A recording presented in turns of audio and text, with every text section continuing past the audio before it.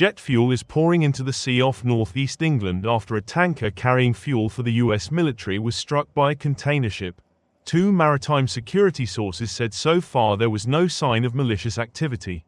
Ships with firefighting capabilities, lifeboats, and a helicopter arrived at the scene.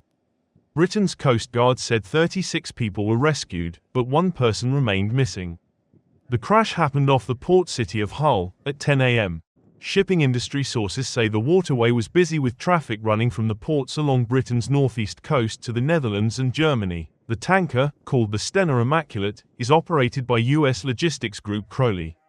They said the vessel was anchored when it was struck by the Portuguese-flagged cargo ship Solong.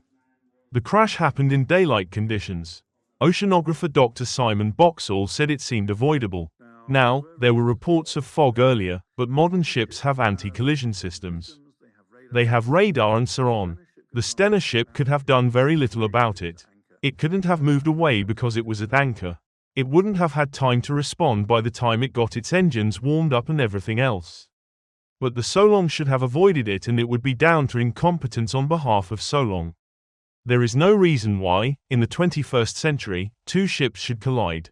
The Solong's Hamburg-based owner Ernst Russ said both vessels sustained significant damage from the crash and the subsequent fire. A maritime data provider's report said the Solong was carrying containers of alcohol and sodium cyanide, a toxic chemical used mainly in gold mining. A U.S. military spokesperson said the tanker Stena Immaculate had been on a short-term charter to the U.S. Navy's Military Sealift Command.